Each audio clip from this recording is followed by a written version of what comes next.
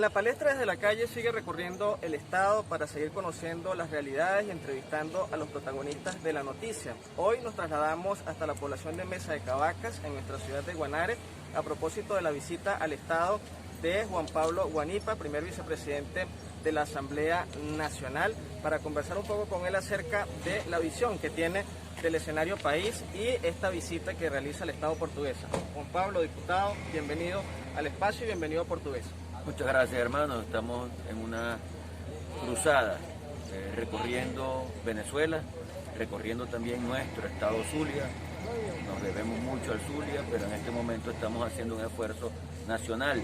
Ese esfuerzo nacional tiene que ver con la necesidad que tenemos los venezolanos de salir de un régimen que se ha convertido en una dictadura.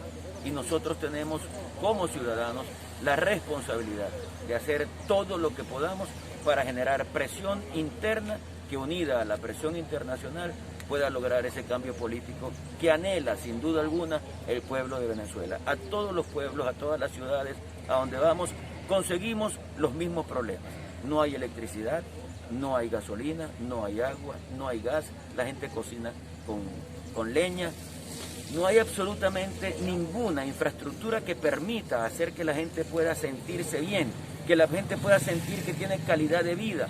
Y eso es parte no solamente de la ineficiencia y de la corrupción de este régimen, sino es parte también de una estrategia para adocenar al pueblo, para que la gente sienta que no tiene más nada por lo que luchar, se quede tranquila, se rinda y ellos puedan entonces generar un sistema de gobierno que no tiene nada, absolutamente nada que ver con la democracia. En esta visita portuguesa, ¿qué has recogido? ¿Qué diagnóstico has recogido en los lugares que has visitado? Bueno, lo primero que hemos visto son colas y colas de carros para surtir de gasolina a los vehículos. Una región que ha sido fundamental en la producción en Venezuela, que es conocida como el granero de Venezuela, no tiene ni siquiera cómo trasladar los productos. Los productos terminan perdiéndose en el campo porque no hay forma alguna, después de la cosecha, de trasladarlos para la comercialización. Eso es lo que estamos viendo, eso es lo que estamos viviendo. Ayer nos reunimos con los sectores de distintos grupos políticos, sociedad civil, y realmente la gente se siente molesta con lo que está viviendo, con las fallas en la electricidad, con las fallas en los servicios públicos en general. También estuvimos en el Hospital Miguel Orá y uno se da cuenta de que las cosas no están funcionando bien, uno se da cuenta de que tienen problemas hasta estructurales, es decir, tienen filtraciones en distintos espacios del hospital, el agua se mete, porque no han hecho un trabajo de impermeabilización, pero además de eso no tienen rayos X, no tienen laboratorio, tienen un solo respirador para todo el hospital. El COVID es una realidad, nunca sabremos nosotros cuántas personas han sido contagiadas o cuántas personas han muerto, porque este régimen dictatorial ha utilizado el COVID desde la perspectiva política y no desde la perspectiva sanitaria. No, Pablo, entonces es grave lo que estamos viendo. A juicio de ustedes, ¿cuál es el camino para que se superen estos problemas? Hay factores políticos que consideran que el camino es la concertación, un gobierno, digamos, de unidad, donde todos los factores participen, sin desconocer en este caso al factor revolucionario. Hay quienes creen que la salida es una intervención, hay otras personas que creen que la salida es un proceso electoral. Para Juan Pablo Guanipa, ¿cuál es el camino? Mira, el camino para nosotros es la presión interna. Cualquiera de las vías que tú has mencionado puede ser discutida y abrazada por cualquier dirigente. ¿Cuál es el problema? Que si nosotros vemos esto como una lucha de liderazgo, nosotros estamos perdiendo la pelea. Aquí no tenemos que discutir liderazgo, aquí tenemos que llevar adelante un liderazgo colectivo y la responsabilidad institucional le ha correspondido a Juan Guaidó. Lo acompañamos en el esfuerzo que él y todos estamos haciendo por liberar a Venezuela. En segundo lugar, algo que nos puede dividir es el tema de las tesis, que yo pienso que debemos sacar a Maduro por esta vía, o por esta, o por esta, o por la otra. ¿Qué he dicho yo con respecto a eso? Que nosotros tenemos que tener una estrategia múltiple que permita que todas esas tesis se manejen en diversos tableros y que todos esos tableros se puedan desarrollar. Y si alguno de esos tableros cobra fuerza, lo apoyamos sin ningún complejo. Nosotros tenemos que entender que no podemos dividirnos por la forma a través de la cual queremos salir de Maduro, porque al final eso lo convertimos en un fin en sí mismo. Y el fin realmente es lograr la liberación de Venezuela. Entonces, para eso tenemos que estar unidos y la unidad nos obliga entonces a actuar en consecuencia. Por eso nosotros tenemos una responsabilidad con Venezuela y no podemos desdeñar de ninguna de las tesis que se ha desarrollado.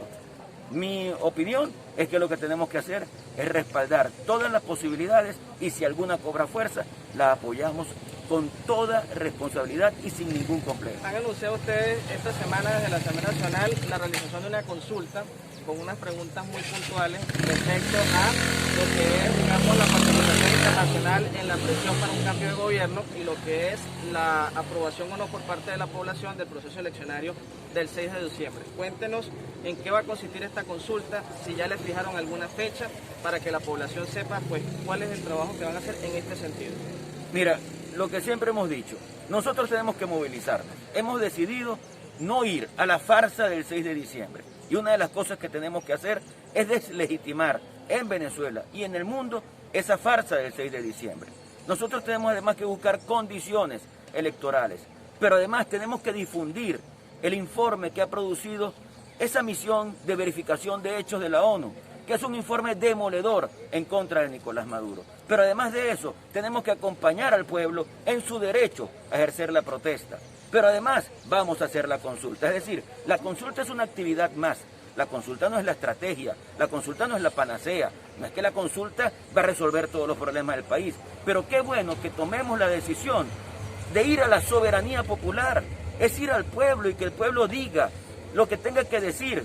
Además, con una diferencia con respecto a la consulta de 2017, que es que ahora tenemos mucho más apoyo internacional y que podemos lograr que esa consulta sea avalada por gobiernos y organismos internacionales, lo que nos puede ayudar a darle más fuerza al repudio total que Maduro tiene en Venezuela y a la lucha por tener elecciones presidenciales y parlamentarias libres, justas, verificables en Venezuela. ¿Esta consulta sería en qué términos? Porque desde muchos sectores de oposición se ha criticado la convocatoria en las elecciones porque no hay condiciones desde el punto de vista sanitario por la pandemia, no hay condiciones por el tema de la gasolina y la movilización y lo que implica por un proceso eleccionario. ¿Esta consulta en qué se diferenciaría?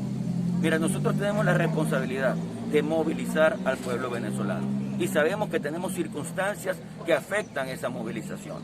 No solamente el COVID, ha habido en los últimos tiempos desconfianza de la población frente a la dirigencia opositora, eso tenemos que reconocerlo. Pero es que además de eso, nuestro pueblo vive en nivel sobrevivencia y eso dificulta cualquier movilización. Pero además sabemos de la represión de la dictadura y por ese motivo mucha gente dice, bueno, yo me quedo en la casa porque voy a ser reprimido. Pero además mucha gente siente que saliendo a la calle no logra que Maduro salga del poder, que la salida a la calle parece que no es lo que va a significar la salida de Maduro. Bueno, nosotros tenemos que vencer todos esos obstáculos, incluyendo el COVID, para poder manifestar ante Venezuela y ante el mundo la situación que estamos viviendo. Nosotros no sabemos cuándo va a terminar todo esto del COVID. Por tanto, es importante que utilizando todos los mecanismos de bioseguridad vayamos produciendo acciones que puedan significar una presión importante para lograr el cambio político en Venezuela. Un poco para ir cerrando porque el tiempo se nos acaba. Han habido pronunciamientos de dirigentes importantes de la oposición. El caso de María Corina Machado se reunió con Juan Guaidó y manifestó María Corina Machado que a juicio de ella el tiempo a Guaidó se le acabó porque no cumplió la misión que debía cumplir y que por esa razón no le acompañaba en esta iniciativa que se prorrogue la fecha de las elecciones parlamentarias porque considera que esa es la vía por la que se puede conseguir la mejoría del país. Eso no significa que dentro de la oposición hay una división importante que está menguando esa lucha que ustedes impulsan. Mira, primero digo que la unidad es fundamental. La unidad es fundamental. Yo puedo tener una idea de cómo podemos hacer para salir de Maduro y tengo que discutirla en la unidad para que sea una idea compartida por todos, porque de lo contrario, actitudes unilaterales no nos van a ayudar en la necesidad de generar fuerza. La unidad te da fuerza para que puedas incrementar la presión y para que esa presión produzca un cambio político. Entonces creo que el término unidad es fundamental en este momento y creo que más bien en los últimos días hemos tenido algunas manifestaciones que nos permiten lograr puntos de encuentro que son fundamentales en este momento. Por ejemplo, Juan Guaidó ha llamado a la responsabilidad de proteger, que es un mecanismo que tiene la Organización de Naciones Unidas, frente al cual no podemos generar falsas expectativas. es bueno el llamado porque es importante que el mundo entero vea lo que está viviendo Venezuela. Pero también es importante que nosotros sepamos que ese mecanismo tiene que ir al Consejo de Seguridad de la ONU, donde hay 5 miembros fijos que tienen que votar sí a todo, porque si no tienen derecho a veto. Y 2 de esos 5 miembros son China y Rusia. Entonces imagínate tú lo complejo que va a ser ese R2P para Venezuela. Pero bueno, lo importante es que se hizo la solicitud y eso nos acerca un poco con María Corina. Pero también recientemente Enrique Capriles ha dicho que él ha notado, se ha dado cuenta, ha asumido que no es posible con estas condiciones ir a esa farsa electoral. Eso también es un punto de encuentro. Entonces yo prefiero ver esos puntos de encuentro que pueden permitir que unidos podamos seguir dando la pelea para lograr la liberación de Venezuela.